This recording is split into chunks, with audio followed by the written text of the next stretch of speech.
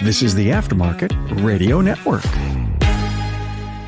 Hey everyone, it's Carm Capriato, Remarkable Results Radio. 10 years in now, having so much fun, continuing to allow you to be a fly on the wall of all these great interviews that we do and all the great insight and wisdom that come from our guests. We aim to be educational, informative, illuminating, and instructive. And so that's our goal, and we work hard at it at Remarkable Results Radio.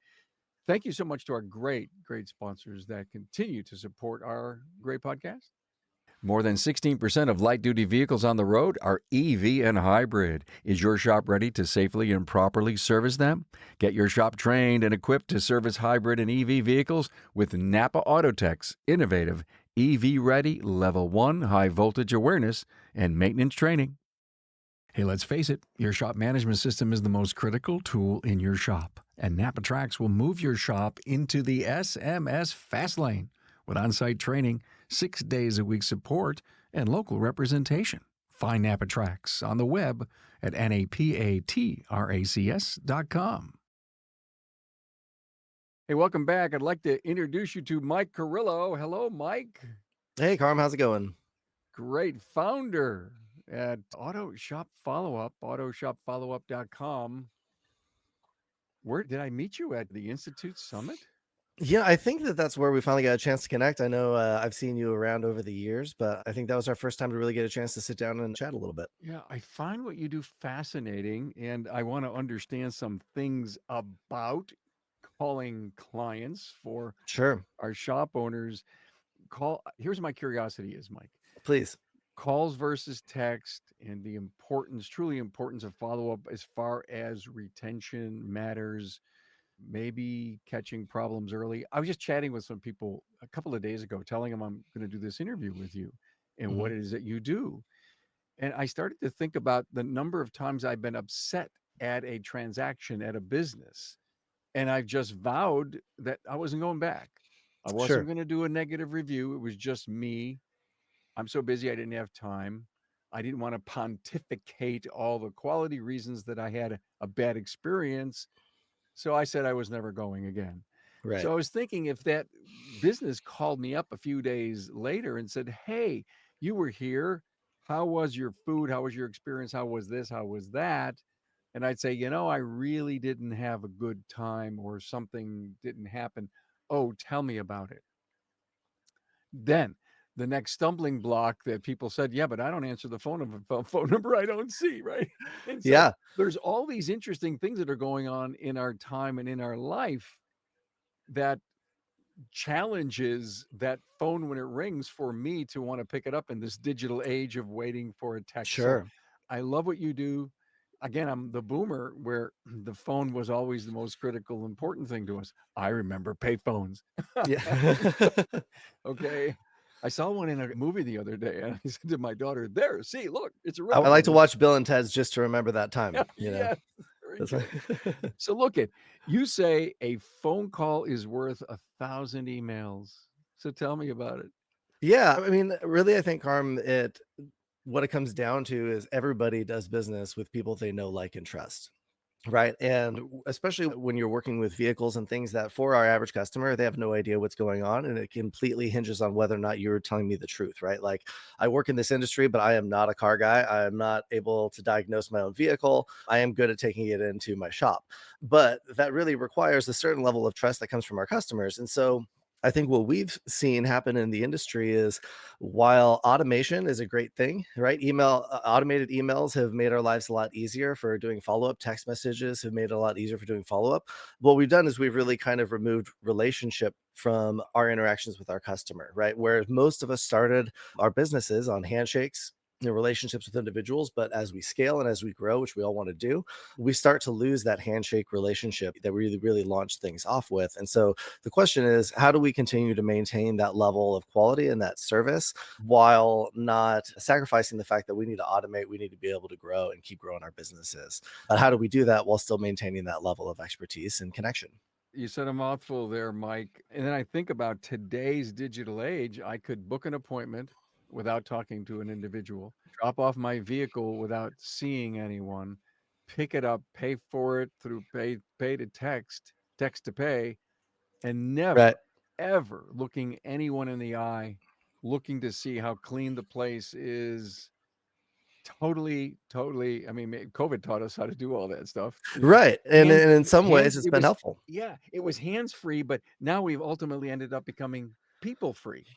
And then in the absence of relationship and in the absence of that expertise and being able to model what you guys do, the customer is really left to make the decision based on price, which is the primary thing we don't want them evaluating us based on, right? Is it should be a lot more than just who's the cheapest to go to. But outside of relationship, convenience and price becomes the two most important things. And the know, like, and trust theme that happens from everyone that I know who's into helping the service professional grow and become successful and profitable. The no part. The Mhm. no part is where that digital age makes it cruel, if you will. I go there, but I really don't know them. Right. And that's how it is with a lot of our businesses. And what we don't want to do is commoditize our industry to the point where, yeah, all customers are looking for is who's the cheapest price and who can get me in the quickest to make it the most convenient. We do want our customers evaluating us on more than that. And I think, too, also just to touch real quick, I think you had mentioned the answering the phone thing. And I think this is a question that comes up a lot. I think you guys will be surprised about if you actually pick up the phone and you start calling your customers, how many of them answer, because the majority of our customers aren't business owners. I'm the same way. I tend to not pick up on unknown numbers. But also, my phone's probably rang 3 times since we've been on this call. So that's something I think as business owners, we end up looking at our customers as being the same as us. And it really isn't the case. I mean, on average, for us calling, we're able to maintain over a 40% answer rate. And I mean, during COVID, that was nearing 70 because everybody was at home and just wanted to talk. But that's gone back down to our more normal rates now. But people really do answer the phone. People do want to chat and have a connection with the person on the other line. It really does happen still. I don't answer phone calls, those robocalls, those Mm, spam type calls, even if it's got my area code in it, because sure. everyone has learned how to somehow mask the Hmm. area code. And you were telling me in our discovery call, Mike, that you use the local area code of the business, right? Hmm. You Yeah. use it. So the individual will look at that phone and say, should I or shouldn't I? Hmm. And you say 40% of the time they'll answer. Yeah, and so we actually do, and there's a number of reasons for that. There's things that we do on our end. For one, we don't use, and this would be key too, if you're dialing out of your shop or if you're having one of your team members do this, if you're not dialing from a robo phone, that makes a huge difference because that means there's no pause when they answer the phone, right? Everybody hates that when you Yeah. pick up, you say Yeah. hello, and there's like a moment of silence, and I'm like, Yeah. you called me, you're not even here waiting for me. So Right. that's a big thing that turns a lot of people off and gets a lot of hangups.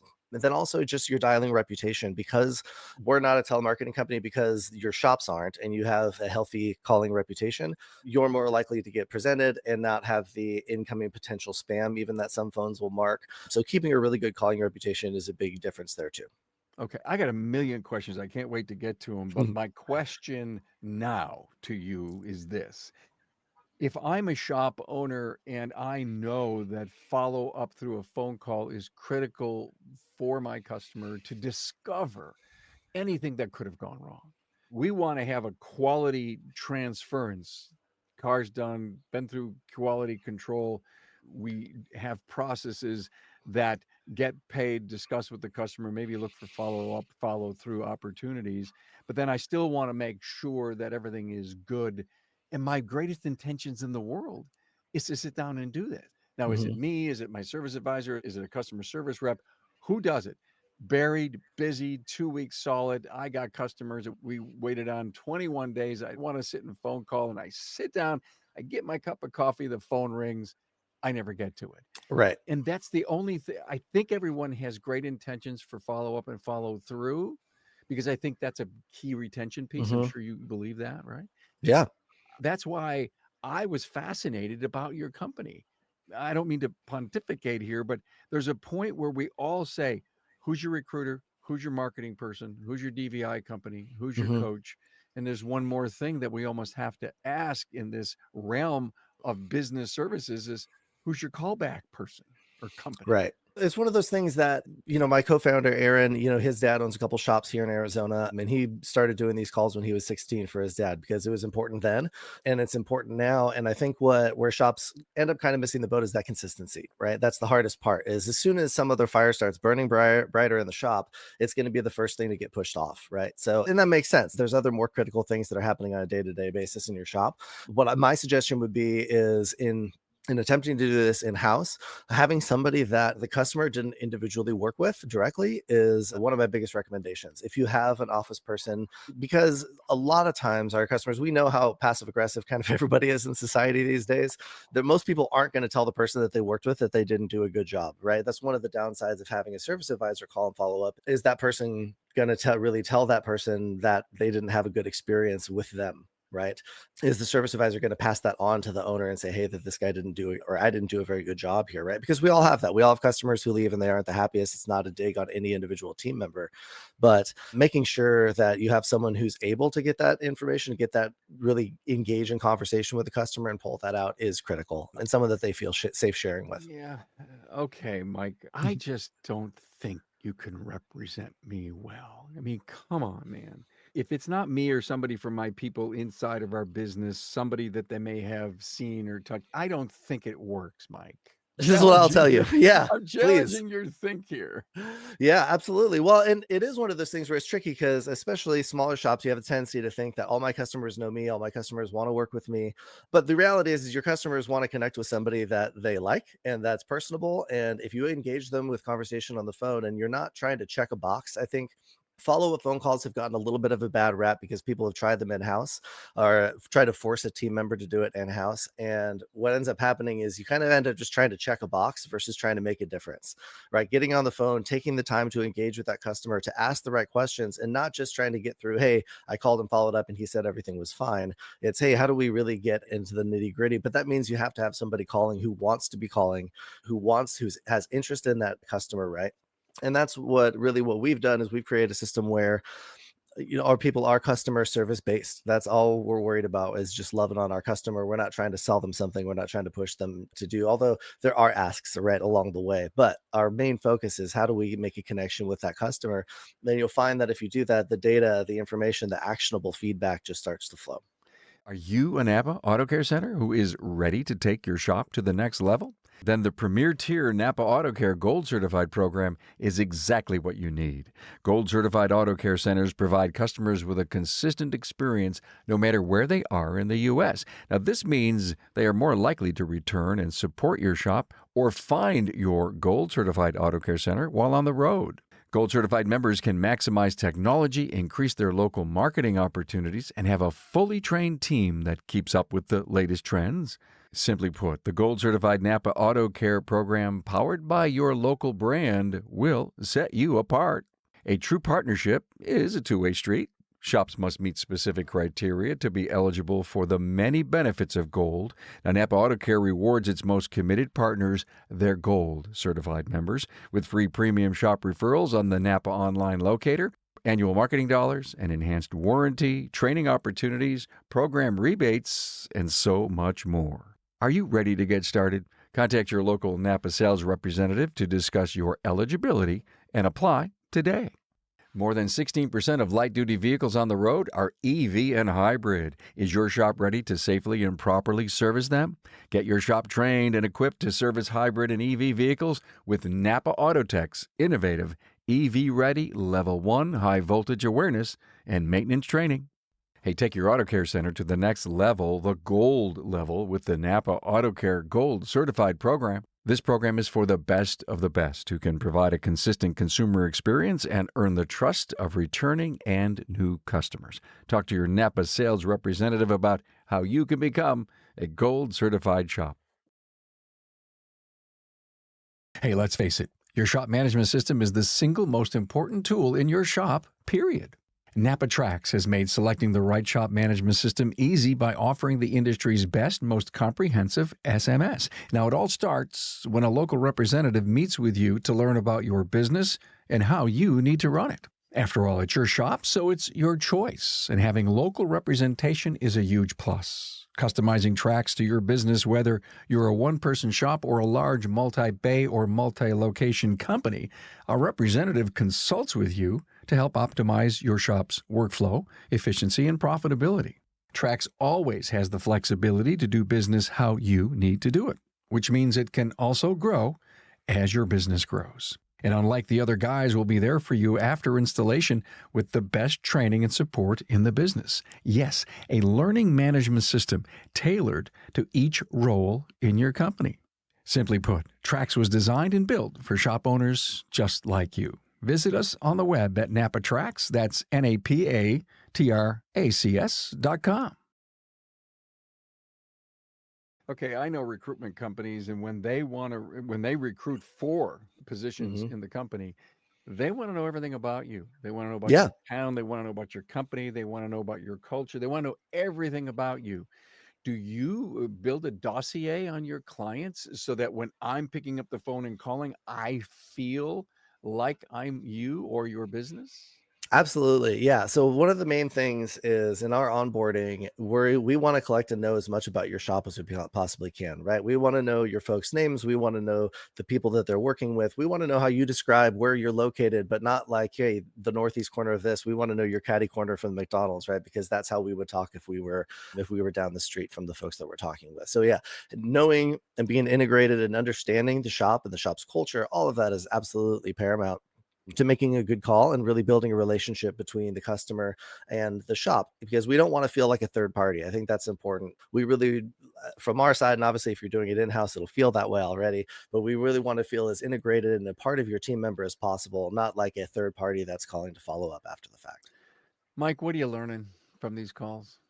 Man, it's so much all the time. Actually, we're starting to really put together some higher level data of taking a look at, hey, what are we learning in general about the industry and where things are going.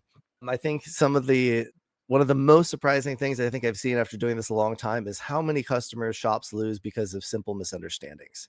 I think that's one of the bigger pieces where we talked to folks who, they didn't leave a review, they didn't go up and complain, but once they got home and they looked at their little DVI printout, they're like, hey, these guys charged me twice what I could get this part for on Amazon. Like, what, this doesn't make sense. These guys are overcharging me. When we ended up talking to them on the phone and they're able to say, hey, I looked at this, like, this is weird. We're able to say, hey, well, here's the deal, right? We provide X warranty for this. These are what our technicians are capable of. Like, these are all the things that we bring to the table when we're doing this. There's a reason for that. Well, that's something that somebody would just not come back, right? They're not going to call you. If they're like me, they're not going to leave a review. Like you mentioned, Carm, they're just going to be unhappy and never show up again, right? But those are the types of things where I think we take for granted because we've been in the industry so long, we know how it works, but that's taking a little bit of time to educate the customers along the way with the things that they're struggling with makes a huge difference on people coming back, because like, well, now they get it, right? They don't feel taken advantage of. They understand the situation and how it works. So that's, I think, a major piece. Wow, I'm the shop owner and I'm entrusting you to explain to my customer why they can buy the part cheaper on Amazon. Interesting. Yeah, absolutely. But and that's where we really get to focus, because we get to speak to that. And then when we have technical issues that come up, or hey, there's a sound about this, that's where we're able to pass it back to your team. So we're never speaking to that Okay. end of things, You right? If that you makes just sense. said the big words there. Pass it back to your team. Hmm. How does the resources back to the shop that you're discovering, is there a dashboard? Can I look at it online? Do we have a weekly call? How do I learn about what you're learning? Yeah, absolutely. So when our team is calling, making dials, right, following up with your customers, at the end of the call, our owners or GMs or whoever you want to see it gets a report that gets sent to them in their email. We are in the middle of doing our beta testing in our dashboard, so that is coming here shortly. But currently, we send out an email report with a breakdown of all the call results. Now, that said, while we're calling, your team is being notified in real time of anything. So if, say, we talk to somebody who's unhappy and they're expecting a call back, that gets sent to the team immediately, right? If we end up scheduling an appointment online, that gets sent to the team immediately. So there's no delay between when we're interacting and when you guys find out about the information. But at the same time, we send a roll-up report with all kind of the key call outs to your management team. That way you get to review and get real actionable feedback sent to your inbox. Wow. When the customer picks up the call, Mike, and they say, "Oh, it's you guys." And will they save that number? I mean, is it the same number that Yeah. they would call from so that they could expect that call down the road? How do I prevent this from not being a robocall in the future as a consumer? For sure. So part of the way we do it is we go ahead and we assign that to that shop. The number, any number that we're dialing for is only for that shop, right? And Okay. they have, All right. so those customers, if they do call back, it goes to a custom voicemail for them, or our team will pick up if they're available and not on a separate call. That said, I would tell you 99% of the time, if customers want to call, or call back for whatever reason, they end up calling the main shop's line because that's what they're used to communicating through, versus the number. You think a lot of businesses have back office numbers and things like that where they get phone calls from. Typically the customer, like I said, 99% of the time, if they do want to call back, they end up calling the main shop's number. And if we leave a voicemail, that's the number we leave as well. Retention does the shop owner appreciate that this is a service for retention and knowledge and follow up and follow through? Are they checking the box that says I'm staying in touch with my customer? Because in my mind, follow up calls are really, really important. Hmm. What percent that are really doing them?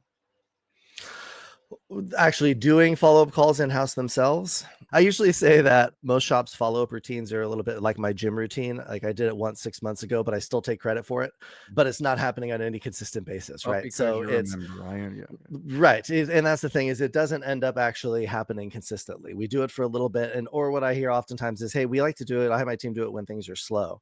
But all of us in business, right? We're all trying to level out the roller coaster of revenue, right? We all want to try to level that out as much as we can so it's not sink or swim, but that requires that consistency, right? And making sure that we're following up with every customer every time. I know a few shops that really run a good program in-house, but I think where that typically falls apart is there's not much of a so what, right? We're saying, hey, we want to call, but we're not giving our team, well, what's the goal of this call, right? What's the actual output? Is the goal just to get them to say that we're okay so we can say we did it? Right. Or are we trying to collect data? How are we reviewing that data as a team afterwards? Right. How do we apply any new learnings that we get? I think that's where it really starts to fall apart, is there's not enough of a so what. And for us, I think what we see is when shops start a follow-up program, they start because they know it's something they should be doing. It's something that maybe they used to do, but it's gotten too busy and it's fallen off. And what they're hoping to see is some appointments scheduled, right? They want to see some immediate revenue return, and you will see that by doing it. But I think our shops stay because of the data that they're able to get, because you can get data from being on the phone with folks that there truly is just no other way to get, right? My background is in digital marketing, and everything is based on predictive analytics. We're all trying to predict what the customer is going to do based on previous behavior, but this is actually getting on the phone and talking and finding out what their actual experience was. So there's really no way to get this level of data outside of that. Wow, Mike, you're on the phone with a client of mine, and Mhm. she says to you, hey, you guys mentioned that I needed to have a brake job. When can I come in for that? What happens then? Well, then, so we just go straight to their website and say absolutely, and we go book through whatever current online booking tool you're using right now. So if you're using Chop Genie or AutoOps or one of those, we're just going to hop on there and we're going to schedule straight through that. We notify your team directly, but we like to book through the normal process. That way, service advisors aren't having to look at another spot for an appointment or add it to the calendar. We want it to be as seamless as we can. The customer picks up the phone and says to you, hey, I'll talk to you this time, but just text me the next time. Yeah, so How often does that happen? Very rarely does that come up. And if it does, we actually do maintain a do not call list. And I think it's important to call out too, even if you're doing this in-house, this is good to know.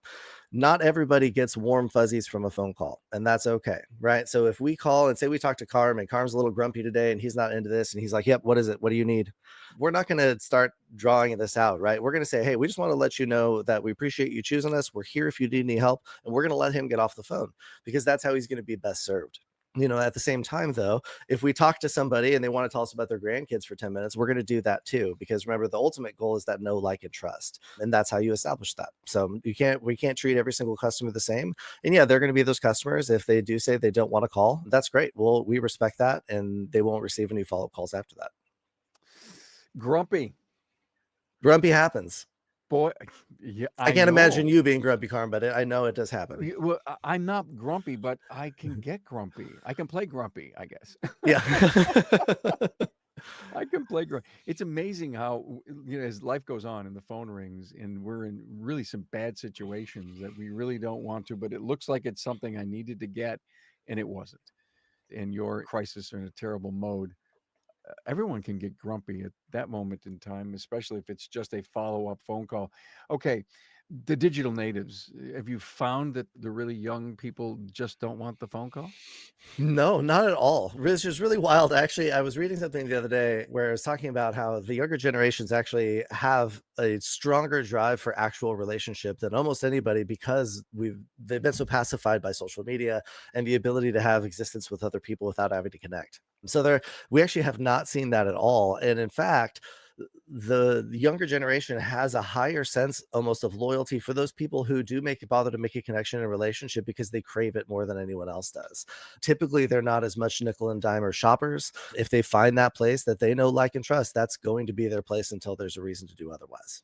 I read that article, I believe, or I had seen something come by, all the different emails that I get that says people are craving, some of the younger Yeah. people are Yeah. craving relationships that they And they can't get. And I think that I don't want to come across as a text message follow-up is a good thing. I would say 96% of our customers are running some sort of text message follow-up alongside us. They're fantastic for review generation and things of that nature. I think where we end up seeing kind of the wheels fall off the bus with that is you're only going to hear really from two groups of people: the people who really loved you and the people who really hated you. But our future money is in the middle, right? Those people who are a bit neutral with us still, that's really where we want to make the difference in terms of retention. So what I'm hearing from you is a little bit about the consistency of the engagement with the client so that the relationship can be strong, build strong, stay strong. Right. And I also believe I heard that we can stop negative reviews if they're about ready to happen. I mean, do people, and again, I don't know the answer to this. I should find out. I need to ask somebody. Maybe I had a bad experience. Do I sit on it or wait, or do I immediately run to Google and I give you a bad experience? Is there a timeline in there? I don't know the answer to that question. I know that we've seen, as a result of following up, I know that we've seen the number of negative reviews drop. Now, Okay. that can be, you could argue that's because you're heading it off of the pass, or maybe they're applying some of the feedback that we're getting, right? There's a lot of reasons that reviews can happen, but you really can, right, by heading that off at the pass and touching base, that customer who's been sitting and they've been irritated about whatever, maybe that part cost, right? And they've been sitting around fuming about it. They go to another shop. That's typically when the customer leaves the review, when they say, well, I took it to this other guy and he said this, right? That's why most of our reviews start that way. So making sure that we're following up in that in between time, I think, is really essential. I love the idea. I just see tons of value in it. And I don't know, Callback Pro. Maybe that's again, I don't know if you call it that or I called it that, or because just like I've got my recruiter and my coach, who's your Callback Pro? Yeah. Our team members who actually are calling and dialing, we call them our ambassadors, because really Your we feel like ambassador. that's their primary role. They're an ambassador between your shop and that customer, and to drive relationship. Yeah, that's our, terminology is important, and that's how we refer to them. I think it's a strong job description if I was sitting down working for you and calling to knowing that I'm the ambassador for this particular company.